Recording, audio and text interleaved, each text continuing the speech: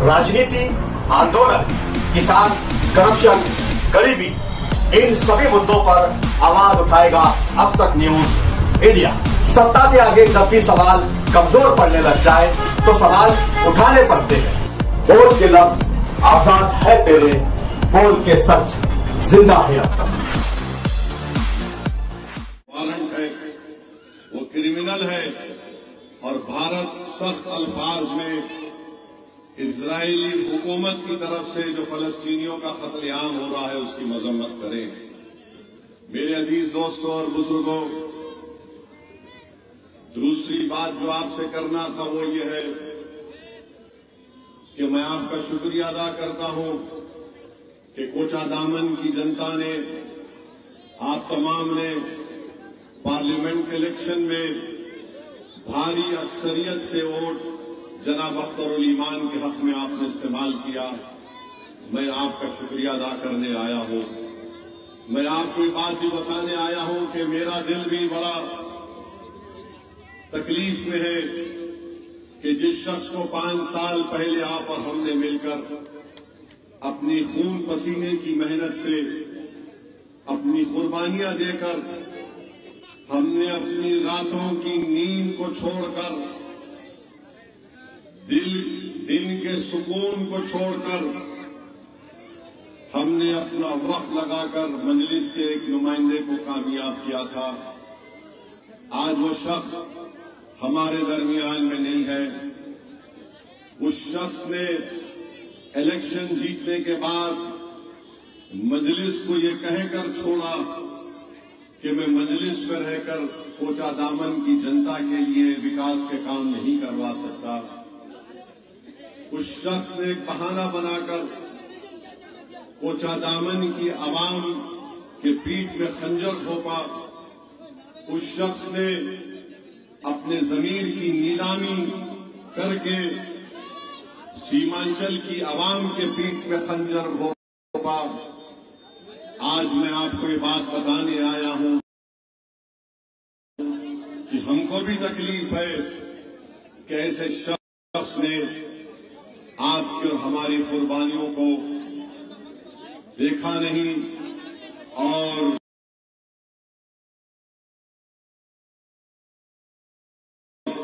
हुकूमत वक्त के आगे जाकर अपने सर को झुका दिया। मगर आप जानती हैं कि तारीख गवाह है, जो लोग गद्दारी करते तारीख में इनका नाम लिखा जाएगा कि ये गद्दार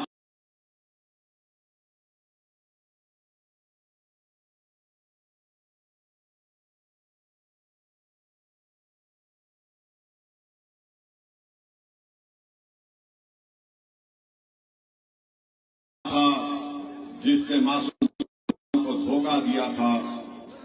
आप जानते हैं कि टीपू सुल्तान से जिन्होंने गद्दारी की थी, तो लोग टीपू सुल्तान को सुबह क़यामत तक याद रखेंगे और लोग हमेशा मीर जाफर और मीर सादिक को गद्दार कहते रहेंगे। तो जो लोग उनको झुका दिया, आज वो गद्दार कहलाएंगे। जब तक तुम दुनिया में रहोगे, जब तुम इस दुनिया से चले भी जाओगे, लोग कोचा दामन की तुमको इस बात से याद करेंगे कि तुमने हमारे को धोखा दिया था और गद्दार कहकर तुमको याद किया जाएगा। और एक झूठ कहा गया कि मजलिस में रहकर कोचा दामन के लिए काम नहीं करवा सकते। जब छोड़कर गए तो तेजस्वी यादव बिहार के उप मुख्यमंत्री थे, अख्तरुल ईमान अकेले विधायक एमएलए थे।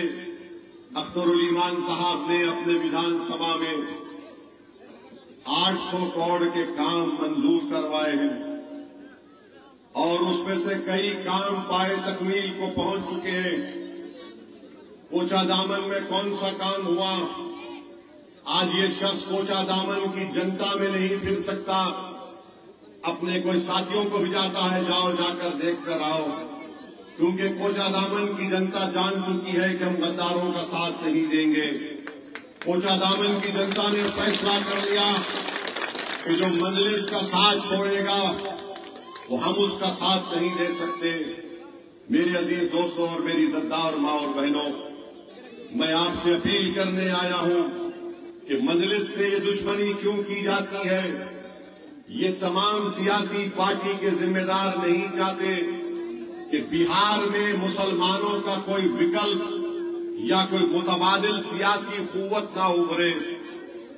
जितने अपने आप को सेकुलर और कम्युनल पार्टी कहते हैं, जिसमें बीजेपी भी शामिल है, राजद भी शामिल है, ये कभी भी नहीं चाहेंगे कि बिहार में मुस्लिम अकलियत का एक सियासी लीडरशिप बने। ये खुश हैं कि अपर कास्ट के, चाहे वो ब्राह्मण हो, राजपूत हो, भूमियार हो, ईबीसी के लोग हो, कोई यादव हो, कोई पासवान हो, कोई माझी हो, इनकी लीडरशिप बन जाए। इनको तकलीफ इनसे नहीं होती, इन तमाम को तकलीफ उस वक्त होती है जब मजलिस ये कहती है कि तमाम समाज के लोग की एक सियासी लीडरशिप है, आप अपनी सियासी क़यादत को बनाइए। तो फौरन ये लोग उंगली उठाकर इल्जाम लगाती है कि ये फुला टीम है, ये वोट काटने आए हैं, ये करने आए हैं। आप बताइए, बिहार में 20 साल कांग्रेस की सरकार, 15 साल राजद की सरकार और 20 साल से नीतीश कुमार मुख्यमंत्री हैं। कभी इधर जाकर नाचते हैं तो कभी उधर जाकर नाचते हैं। मगर बताइए, आपको क्या हासिल हुआ? इनकी तरफ से कोई मुसलमान आता है और आकर कहता है कि देखो भैया, हम हैं, आप हमको बोलो। मगर ये ऐसे हमारे भैया हैं, जब इनके सियासी बाप के सामने जाते तो गूंगे और अंधे बन जाती है। इनकी जबान तक नहीं खुलती। सीमांचल के गरीब मजलूम अवाम के ताल्लुक से बात करने के लिए मेरे अजीज दोस्तों और बुजुर्गों, हम आपसे अपील करने आए हैं कि हम किसी समाज के कभी खिलाफ थे, ना कभी रहेंगे। हम रसूलुल्लाह सल्लल्लाहु अलैहि वसल्लम के उम्मती हैं। हम किसी भी मजहब के खिलाफ नहीं हो सकते। जो मुसलमान है वो किसी मजहब के खिलाफ हो ही नहीं सकता। जो सच्चा मुसलमान है, जिसको दीनी तालीमात से वो बाखबर है, वो जानता है, हम किसी के खिलाफ नहीं। मगर अगर कोई हमारे खिलाफ होता है और अगर कोई हमको आके छेड़ता है तो फिर हम उसको छोड़ते नहीं। इतना भी याद रख लो। तुमने हमसे छेड़खानी की, अब इसका जवाब तुमको देना पड़ेगा।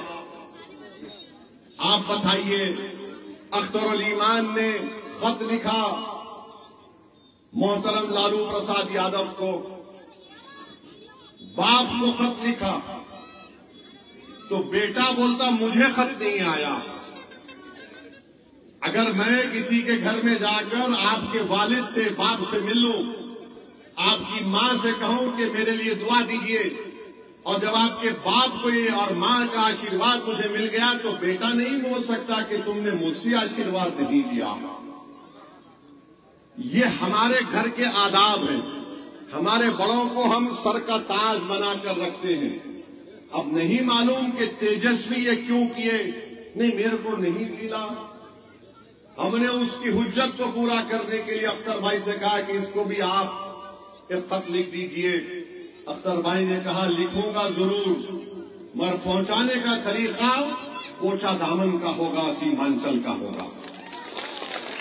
तो अख्तर भाई ने ढोल बजाकर उसके घर पर जाकर ये लेटर दे दिया, खत दे दिया। तो तेजस्वी बोलते मुझे डराने के लिए आए। डराने के लिए कहा, ये खत देने आए तो तुम डर गए? इतना डर क्यों है तुमको? हम तो डराने के लिए नहीं आए थे। ना हम डराते ना हम डरते। हम डरने वाले सिर्फ रब्बे कायनात से है, जो जमीन और आसमान का खालिक है। हम मखलूक से नहीं डरते। ना वजीर आजम मोदी से डरते, ना किसी सियासी लीडर से डरने वाले हम। अख्तर साहब ने खत दिया। खत में क्या लिखा कि हमको सिर्फ 6 MLA दो, 5 तुम जीत चुके। तुम जीत गए तो मंत्री मत दो। हम सिर्फ एक ही बात लिखे कि सीमांचल डेवलपमेंट काउंसिल बनाओ, ताकि सीमांचल को इंसाफ मिले। जिस तरह बिहार के दूसरे इलाके के लोग इंसाफ से, इज्जत से जिंदगी गुजार रहे, सीमांचल की जनता भी वही चाहती है। सीमांचल की जनता ये नहीं कह रही है कि आसमान से तारे तोड़ के लाके दो। सीमांचल की जनता बोल रही है अगर पटना में एम्स बनता है तो सीमांचल में भी एम्स बनाओ। सीमांचल की जनता ये नहीं बोल रही है कि मुझे आसमानों में उड़ना है। सीमांचल की जनता ये बोल रही है कि अलीगढ़ मुस्लिम यूनिवर्सिटी के कैंपस को मजबूत करो। सीमांचल की जनता का मुतालबा यह है कि जब बारिश में सैलाब और पानी आता है जमीन के कटाव को रोका जाए। सीमांचल की जनता ये कह रही है कि ब्रिज बनाओ। अब नीतीश कुमार के दौर में जो ब्रिज बनता है जमीन में धंस जाता है। ये हमारे मुतालबात थे। अब इसके बाद भी अगर कोई जोकर बी टीम बोलेगा तो याद रखो तुम्हारा टीटी कर देंगे हम।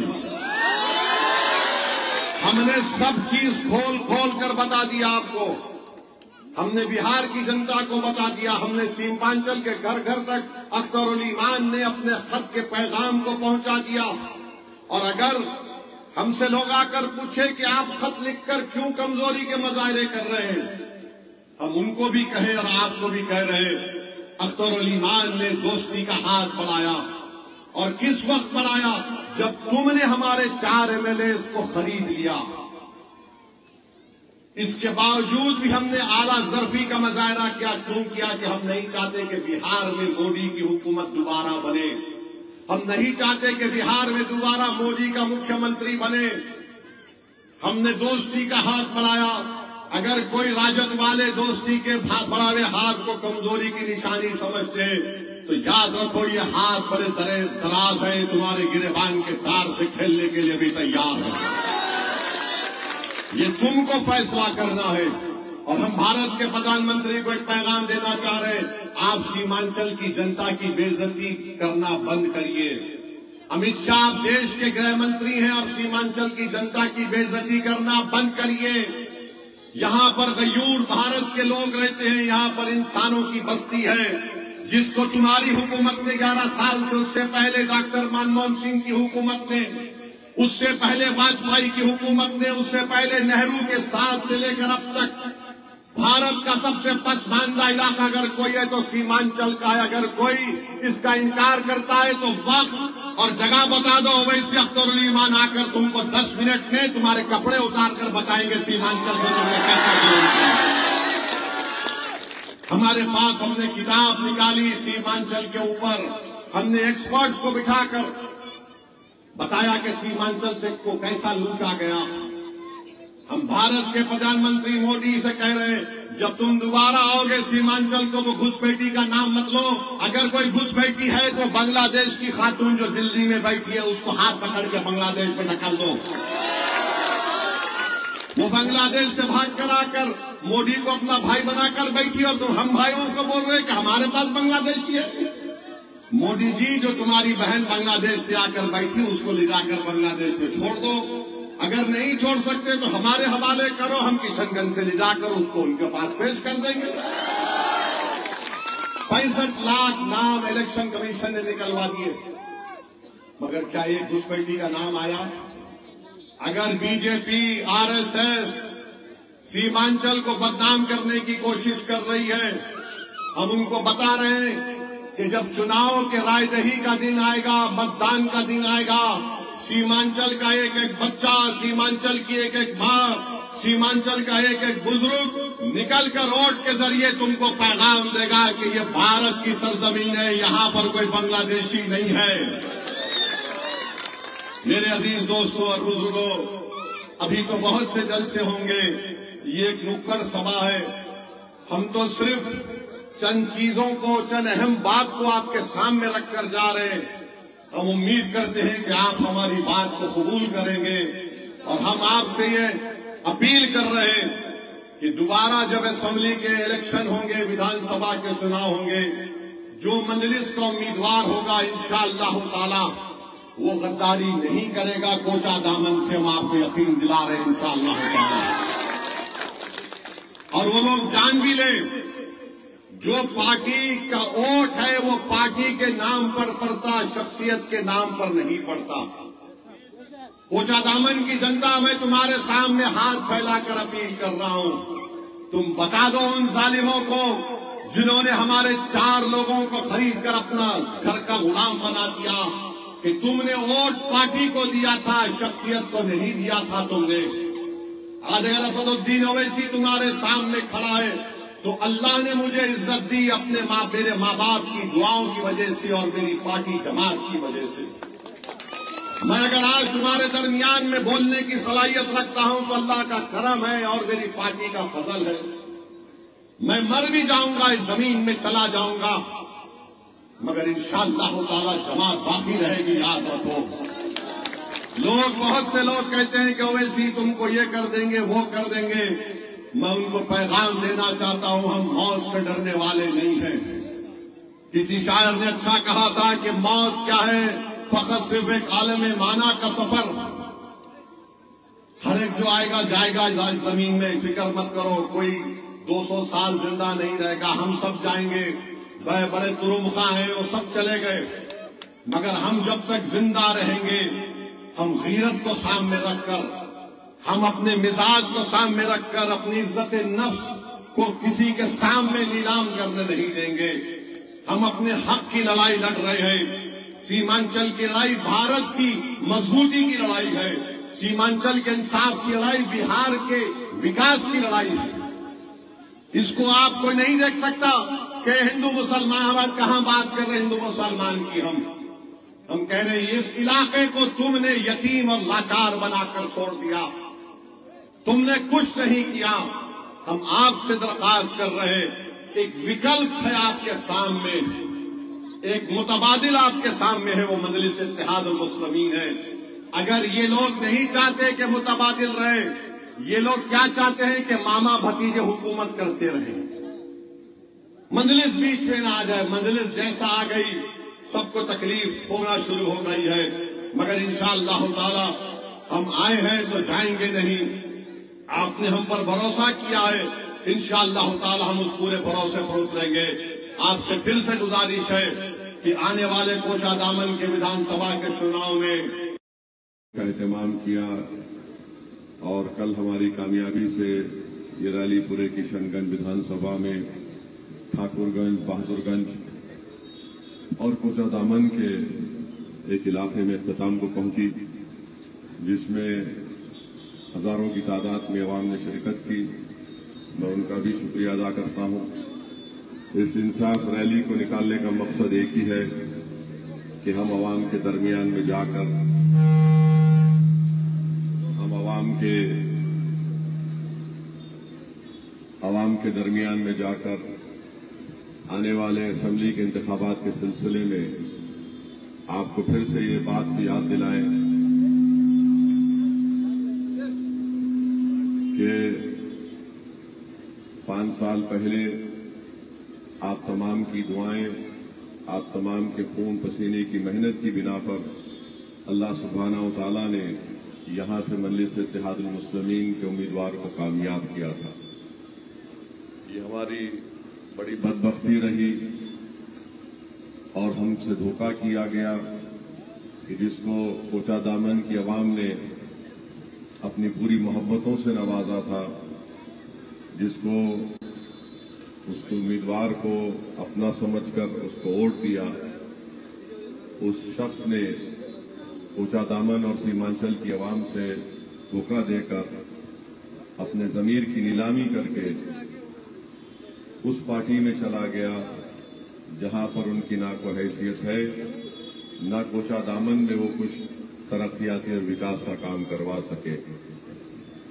अभी आप और हमने सुना कि कल तक बिहार में कोई मुतबादिल विकल्प नहीं था और हालत मजबूरी में हम मुख्तलिफ सियासी पार्टी को वोट देते आए। मगर पिछले 11 साल से आप देख रहे हैं कि मजलिस इत्तेहादुल मुस्लिमीन जनाब अख्तरुल ईमान साहब की क़ियादत में बिहार हो या सीमांचल हो, जहां कहीं भी नाइंसाफी होती है, सबसे पहले आवाज मजलिस इत्तेहादुल मुस्लिमीन उठाती है।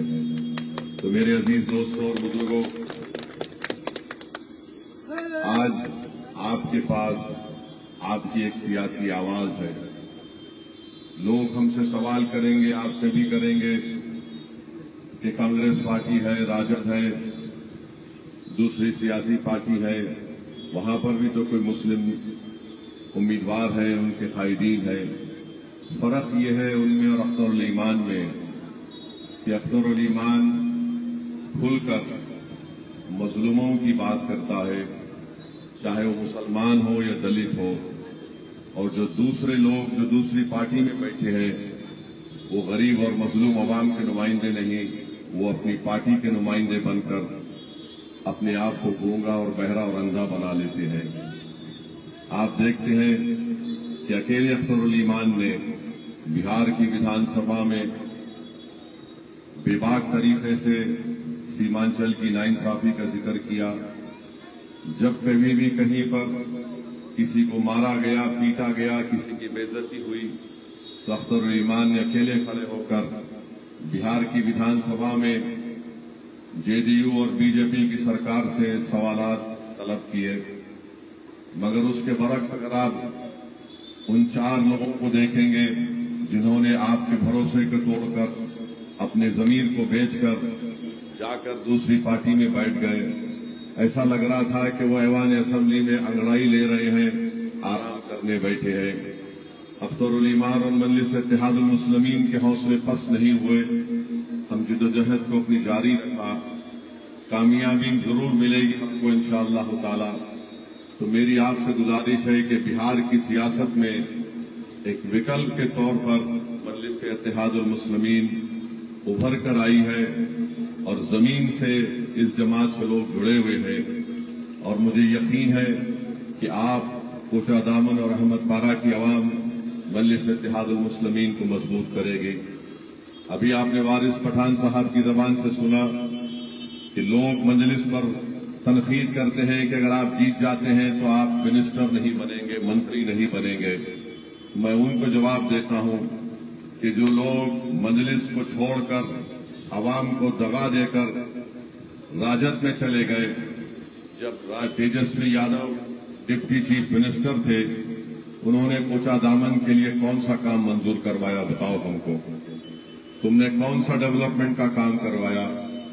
अख्तरुल ईमान तो मजलिस से वाबस्ता थे, तेजस्वी यादव भी इनका दुश्मन है, मगर अख्तरुल ईमान ने अपनी विधानसभा में 800 करोड़ के खरीद के काम को शुरू करवाया और उसमें बहुत से काम पाए तकमील को भी पहुंच चुके हैं। इसको कहते हैं जिसमें जज्बा होता है, इखलास होता है। वो हुकूमत किसी की भी हो, अख्तरुल ईमान ने अपने विधानसभा के क्षेत्र में इन तमाम काम को करवाया। तो मेरी आपसे गुजारिश है कि अपनी सियासी क़यादत को मजबूत करिए। हम गैरों की चौखट पर जाकर भीख नहीं मांगेंगे।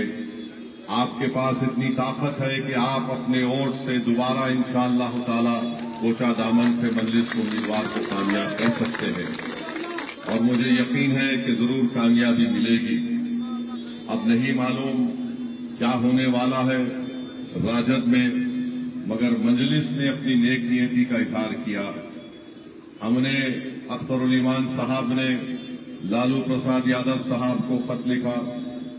उसके बाद तेजस्वी यादव ने कहा कि मुझे नहीं मिला। मेरे भाई, अगर घर में बाप जिंदा होता है तो बाप की मौजूदगी में जब बड़ों के सामने कोई बात रखी जाती है तो छोटों को हक नहीं पहुंचता कि वो कहे कि आपने अब्बा को कहा, मुझे नहीं कहा। मैं उस घर से आता हूं जहां पर हमने बड़ी हमारे वालिद मरहूम की जिंदगी में मैंने बहुत ही कम अपने वालिद से आंख में आंख मिलाकर बात किया होगा। हमारे लिए हमारी वालिद की बात उर्फ़ आखिर होती थी, मगर फिर ठीक है, हर घर में अलग माहौल होता है। अख्तरुल ईमान साहब ने तेजस्वी यादव को भी खत लिख दिया, कहा कि 6 सीट दे दो, 5 तो हम जीत कर आए, और कहा कि अगर सत्ता तुमको मिलती है तो हमको मंत्री मत बनाओ, सीमांचल की आवाम से इंसाफ करो, सीमांचल डेवलपमेंट काउंसिल बनाओ, ताकि सीमांचल की जनता को तकलीफ जो मिलती है, जैसा रहमतपारा का इलाका है, सैलाब का इलाका है, यहाँ पर कभी भी सरकार की तरफ से आपको कोई मदद नहीं मिलती। सैलाब आता है, बारिश होती है, कई जमीन कट जाती है, किसान परेशान हो जाता है, फसल खराब हो जाती है। अब आप बताइए, इससे बढ़कर तो हम कुछ नहीं कर सकते। हमने अपनी अखलाकी जिम्मेदारी को पूरा किया। हम नहीं चाहते कि बिहार में दोबारा नीतीश कुमार या बीजेपी की सरकार बने, और अगर खुदा ना खास्ता बनती है तो हमको यकीन है कि बीजेपी का मुख्यमंत्री होगा। हम नहीं चाहते ये माहौल यहां पर बिहार में पैदा हो। मेरे अजीज दोस्तों और बुजुर्गों, फैसला आवाम को और जनता को करना है कि कौन बीजेपी को रोकने के लिए उस पार्टी के सामने दोस्ती का हाथ भी बढ़ाता है जिस पार्टी ने उसके 4 एमएलए को खरीद लिया था। इससे बढ़कर तो नेक नियति के और इखलास के मजाहरे बिहार की आवाम के लिए और सीमांचल की तरक्की के लिए कोई नहीं कर सकता। मगर राजद के लोगों को बात समझना है, अगर अख्तरुल ईमान ने अपना हाथ आगे बढ़ाया है बीजेपी को रोकने के लिए, तो राजद के जितने नेता हैं वो समझ लें ये कमजोरी की निशानी नहीं है। तुम अगर हमारे इस अखलाकी प्रपोजल को जो हमने तुमको दावत दी है तुम उसको कबूल नहीं करोगे, तो याद रखो तेजस्वी, अख्तरुल ईमान के हाथ, मजलिस के हाथ बड़े दराज है। जो हाथ तुम्हारी तरफ दोस्ती के लिए बड़ा है वो कल इंशाअल्लाह ताला तुम्हारे गिरेबान के तार से भी खेलेगा। तुम याद रखो इस बात को। हम कमजोरी का मजाक नहीं किए। मजलिस के बहुत से चाहने वाले, सुनिए, मजलिस के बहुत से चाहने वाले इस बात से बड़ी तकलीफ में थे कि आखिर क्यों खत लिख रहे हैं। मेरे भाई, हम पूरी नेक नियति के साथ हमने इस खत को लिखा क्योंकि हम नहीं चाहते कि भाजपा यहां पर कामयाब हो। मगर इसके बावजूद भी अगर वो हमारी इस पेशकश को जो नेक नियति पर मुनस्सिर है उसको कबूल नहीं करते तो फिर हम अपना मुकाबला करेंगे। हम तो हमेशा जंग के लिए तैयार रहते हैं, चाहे रात का वक्त हो, फजर का वक्त हो, या ईशा का वक्त हो, या सूरज डूबने का वक्त हो। कोई अगर हमसे सियासी लड़ाई लड़ना चाहता है तो हमेशा तैयार रहते हैं। हम पीछे हट पीठ दिखाकर भागने वाले नहीं हैं, मगर हम चाहते हैं कि एक सही मानों में बिहार प्रदेश को राह दिखे। आज आप देखते हैं कि 20 साल से नीतीश कुमार मुख्यमंत्री है। इतना करप्शन बढ़ चुका है, बगैर रिश्वत किए कोई काम नहीं होता किसी गरीब का। किसी एसडीएम के ऑफिस में चले जाइए, किसी कलेक्टर डीएम के ऑफिस में चले जाइए, कहीं पर भी गरीब अगर जाता है किसी स्कीम से फायदा उठाने के लिए तो रिश्वत देना पड़ता है। करप्शन आसमान को छू रही है। गवर्नेंस नाम की कोई चीज नहीं है। मगर नीतीश कुमार 20 साल से मुख्यमंत्री बने बैठे हैं। जो लोग हम पर इल्जाम लगाते हैं वोट काटने का, क्या क्या इल्जाम लगाते हैं, मैं इनसे पूछना चाह रहा हूं कि 2015 में तेजस्वी और नीतीश कुमार ने मिलकर सरकार नहीं बनाई, उसके बाद नीतीश कुमार बीजेपी कैसे चले गए? फिर आपने 5 साल पहले फिर आप लोग मिले, फिर हुकूमत बनाए, फिर नीतीश कुमार छोड़कर बीजेपी चले गए। हम इलेक्शन लड़ते हैं तो हम पर इल्जाम लगाते हैं। तुम हुकूमत साथ बनाकर 5 साल मुकम्मल नहीं करते और बीजेपी को सत्ता देते हो तो तुम पर कोई उंगली ना उठाए। याद रखो, सच्चाई ये है कि अगर बिहार में बीजेपी पनप रही है तो इसके जिम्मेदार राजद भी है और नीतीश कुमार भी है कि तुमने उनको जमीन फराहम की। मेरे अजीज दोस्तों और बुजुर्गों, भारत के प्रधानमंत्री नरेंद्र मोदी हैं। वो बार बार सीमांचल की आवाम की बेइज्जती करते हैं। यहां पर आकर कहते हैं कि यहां पर घुसपैठी है, यहां पर बांग्लादेश के लोग आए हैं। हम भारत के प्रधानमंत्री से कहना चाह रहे हैं, मोदी से, अमित शाह से, आप सीमांचल की जनता से वफादारी का सर्टिफिकेट नहीं मांग सकते। सीमांचल की जनता वो गयूर अवाम है। जब मुल्क आजाद हुआ तो वो लोग इस पाकिस्तान नहीं गए। उसके बाद बांग्लादेश बना तो सीमांचल की आवाम ने पलट कर नहीं देखा। हमको बड़ी तकलीफ होती है और मैं मजम्मत करता हूं भारत के प्रधानमंत्री नरेंद्र मोदी और अमित शाह जब बार बार कहते हैं कि सीमांचल में यहां पर आबादी बहुत बढ़ रही है। अरे आबादी कहां बढ़ रही है हमको बताओ। भारत के प्रधानमंत्री, आप एक चुनाव जीतने के लिए पूरे सीमांचल को बदनाम नहीं कर सकते। हम इसकी इजाजत नहीं देंगे। मैं सीमांचल की जमीन पर खड़े होकर नरेंद्र मोदी से पूछ रहा हूं, अगर तुमको भारत से मोहब्बत है तो तुम बताओ तुमने भारत के लिए क्या किया। तुमने भारत के गरीब नौजवानों का मुकद्दर, उनका रोजगार बर्बाद कर दिया और आज यहाँ पर आकर आप कहती हैं कि यहाँ पर घुसपैठी घुस गए। अरे 65 लाख नाम इलेक्शन कमीशन ने निकलवाए, चाहे कोई मर गया या शिफ्ट हो गया डबल एंट्री के नाम पर, मगर क्या उसमें कोई घुसपैठिए का नाम निकला? मगर मकसद एक ही है कि सीमांचल आओ और यहाँ पर आकर, क्योंकि मुस्लिम माहौल इलाका है, यहाँ पर सीमांचल की जनता को बदनाम करके जाओ। नरेंद्र मोदी इंशाअल्लाह ताला जब चुनाव का दिन होगा, सीमांचल की जनता तुमको बताएगी कि कौन भारत का नागरिक है और कौन घुसपैठी है, और तुम्हारे इस इल्जाम का जवाब कोटा दामन से दिया जाएगा, अमूर बैसा से दिया जाएगा, किशनगंज से दिया जाएगा, बहादुरगंज से दिया जाएगा, ठाकुरगंज से दिया जाएगा, पूर्णिया कटिहार से दिया जाएगा। ये जेब नहीं देता कि देश का प्रधानमंत्री आकर भारत की सरजमीन में बसने वालों पर एक झूठा इल्जाम लगाकर जाए। ये हुब्बुल वतनी नहीं है, मोदी को समझना चाहिए हुब्बुल वतनी नहीं है। सीमांचल की जनता इस बेइज्जती को बर्दाश्त कभी नहीं करेगी और तुम्हारे इस झूठे इल्जाम का जवाब इंशाअल्लाह ताला मुत्तहदा तौर पर जब वोटिंग का दिन होगा, चुनाव का दिन होगा, सीमांचल की जनता इसका जवाब देगी। मोदी आकर पूर्णिया के एयरपोर्ट का इफ्तिताह करके बड़ा तीर मारते हैं। अरे वो बरसों से एयरपोर्ट बना तैयार था, तुमने आकर उसका इफ्तिताह किया, मगर बताओ तो सही, आखिर सीमांचल में एम्स क्यों नहीं लाया जाता? गाया की तरह यहाँ पर फैक्ट्री क्यों नहीं बनाई जाती? आपने जलालाबाद से लेकर किशनगंज तक वो रेल की पटरी का लाइन क्यों नहीं डलवाया? कोचा दामन विधानसभा में रेलवे स्टेशन क्यों नहीं बनाते तुम? एएमयू को आपने बर्बाद करके रख दिया, उसके लिए फंड क्यों जारी नहीं करते? तुमको घुसपैठी याद आता मोदी। अरे सीमांचल में इंसान बसते हैं, सीमांचल में इंसान बसते हैं। अच्छा, एयरपोर्ट इफ्तिताह किए, वहां से डायरेक्ट फ्लाइट कहां जाती है? दिल्ली नहीं जाती, मुंबई नहीं जाती, पंजाब को नहीं जाती, मगर मोदी ने कहा एयरपोर्ट बनेगा तो अहमदाबाद जाएगी, गुजरात को जाएगी। आप बताइए क्या हो रहा है इस देश में? प्रधानमंत्री है देश के आप किसी प्रदेश के प्रधानमंत्री नहीं है, देश के प्रधानमंत्री है। बार बार घुसपैठी कहने वालों ने नरेंद्र मोदी, आओ मैं तुमको ले जाकर दिखाता हूं, सीमांचल की सरजमीन में तुमको खड़ा करके दिखाऊंगा कि जो बांग्लादेश की सरजमीन है वहां पर चीन एक छोटा एयरपोर्ट बना रहा है। भारत के प्रधानमंत्री नरेंद्र मोदी चीन का नाम लेने से डरते हैं, जबान उनकी लड़खड़ा जाती है।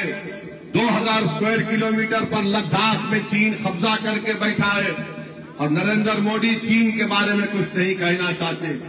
पड़ोस में नेपाल में इनकलाब आ गया, मोदी को मालूम तक नहीं हुआ नेपाल में कैसे इनकलाब आया। इतना बड़ा देश भारत का है, आपको तो पहले से मालूम होना चाहिए था कि नेपाल में तब्दीली आने वाली है, मगर इनको सिर्फ सीमांचल के घर में, हमारे घर में क्या पक रहा है, क्या खाना पक रहा है, उसकी खुशबू सुनने का चाहते हैं। नेपाल में जो हुआ, बांग्लादेश में इनकलाब आ गया, फिक्र ही नहीं है मोदी को। और आकर 56 इंच का सीना, रे कहां का 56 इंच का सीना? कब तक डायलॉग बाजी आप लगाएंगे? मेरे भाई, आप देखते हैं कि बीजेपी नीतीश कुमार ने मिलकर, चंद्रबाबू नायडू ने और चिराग पासवान ने, कुशवाहा साहब ने, जयंत चौधरी ने मिलकर भारत में एक ऐसा काला कानून बनाया जिससे मुसलमानों से उनकी मस्जिदों को छीनी जाएंगी, दरगाहों और खानखाहों को छीना जाएगा, ईदगाह की जमीन को छीना जाएगा, कब्रस्तानों को छीना जाएगा। मुस्लिम वक्फ बोर्ड में गैर मुस्लिम को मेंबर बनाया जा रहा है। क्या बिहार प्रदेश में जो बिहार का हिंदू एंडोमेंट का कानून है, क्या कोई गैर हिंदू मेंबर नहीं बन सकता? तो फिर मुस्लिम वक्फ बोर्ड में कैसा बन रहा है बताओ?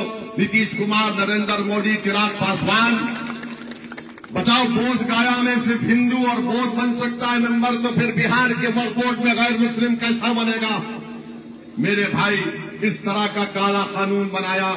मैं बहैसियत एक रुकने पार्लिमान, मैंने बहुत कोशिश की, पार्लियामेंट में दलाइल देकर मैंने कहा यह कानून संविधान का आईन के खिलाफ है। मैंने उसको काला कानून कहकर उस बिल को फाड़ा। पार्लियामेंट की कमेटी बनाई गई, मैंने 128 पेजेस का उसमें हिस्से इख्तलाफ बोलिए डाइसन रिपोर्ट मैंने दी। तो मेरे अजीज दोस्तों और बुजुर्गों, मेरी आपसे अपील है कि आपकी क़ियादत है, आपकी आवाज है, आपकी ताकत है, आपकी पहचान है और सीमांचल की ये बेबाक आवाज उसका नाम मजलिस है। मेरी आपसे गुजारिश है कि आने वाले असेंबली और विधानसभा के चुनाव में आप मुत्तहदा तौर पर अपने वोट का इस्तेमाल करिए। और कोचा दामन में 2 लोग लड़ रहे हैं तेजस्वी के पास, एक उनका हाथ पकड़कर चूम रहा है, एक पैर पकड़कर कह रहा है ए बाबा मुझे दे दे, ए बाबा मुझे दे दे।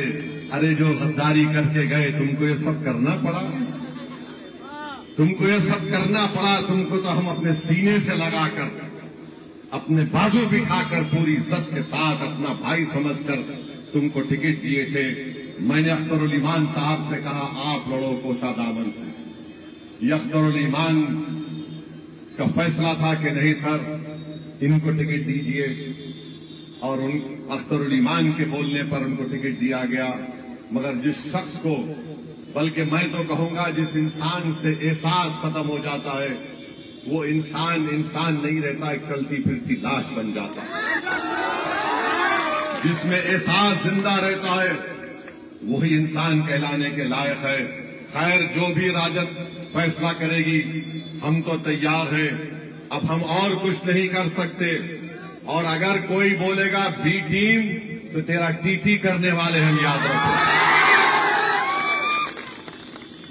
हर वक्त ये बोला जाता है। खैर बहरहाल बहुत से अभी जलसे होंगे, अभी तो इब्तिदा है, इब्तिदाई इश्क है, बहुत सी बातें और भी बोली जाएंगी। बस आपका बहुत शुक्रिया कि आप तशरीफ लाए, इस चिलचिलाती धूप में आप खड़े रहे। हमको और भी 3 प्रोग्राम कोचा दामन में कर अपना जमीर बेचने के लिए तैयार थे। मैं कोचा दामन की आवाम को वादा करके जा रहा हूं कि अब की बार जिस शख्स को हम टिकट देंगे इंशाअल्लाह ताला वो हमेशा मजलिस से वाबस्ता रहेगा और आपके एतमाद को ठेस नहीं पहुंचाएगा, आपको धोखा नहीं देगा। मगर ये वो ऐसे लोग हैं जो अपना जमीर बेच देते हैं चंद पैसों के नाम पर। अल्लाह ही खुद इनका हिसाब और किताब करेगा। इन लोगों ने जो धोखा सीमांचल की जनता को दिया, इनको जरूर अल्लाह की बारगाह में जवाब देना पड़ेगा। इन्होंने झूठ कहा कि मजलिस में रहते हुए हम अपने असेंबली हल्के में तरक्याती और विकास के काम नहीं करवा सकते। एक अकेला अख्तरुल ईमान अपनी विधानसभा में 5 साल में करीब 800 करोड़ के काम को शुरुआत कर चुकी है। 800 करोड़ के काम शुरू हो चुके हैं। बताइए कोचा दामन के साहब जो मजलिस का के नाम पर जीत कर आए और फिर अपने सर को जाकर झुका दिया तेजस्वी के दरबार में। तुमने कोचा दामन के लिए क्या किया बताओ? तुमने कोचा दामन के गरीब आवाम के लिए क्या किया बताओ? आज वो शख्स कोचा दामन में निकल नहीं सकता क्योंकि कोचा दामन की आवाम उनके चेहरे को देखना पसंद नहीं करती। कोचा दामन की आवाम एक गयूर आवाम है जिसने कभी यहाँ पर अख्तरुल ईमान को कामयाब किया। मेरे अजीज दोस्तों, मेरे इज्जतदार माँ और बहनों, मेरे गयूर नौजवानों, आज दोबारा आपके पास मौका आ रहा है। इस आने वाले असेंबली के इंतखाबात में विधानसभा में असदुद्दीन ओवैसी आपसे अपील करने के लिए आया है कि दोबारा मजलिस के आप यहां से नुमाइंदे को कामयाब करिए। आपने पार्टी को वोट दिया था, आपने शख्सियत को वोट नहीं दिया था। मैं मर जाऊंगा, मजलिस रहेगी। अख्तरुल ईमान नहीं रहेंगे, मजलिस इत्तेहाद मुस्लिमीन बाकी रहेगी इंशाअल्लाह ताला। जो लोग ये समझ रहे मजलिस को छोड़कर चले गए तो मजलिस को नुकसान होगा। अरे तुम्हारे जैसे 56 इस दुनिया में आए और चले गए, मजलिस इत्तेहाद मुस्लिमीन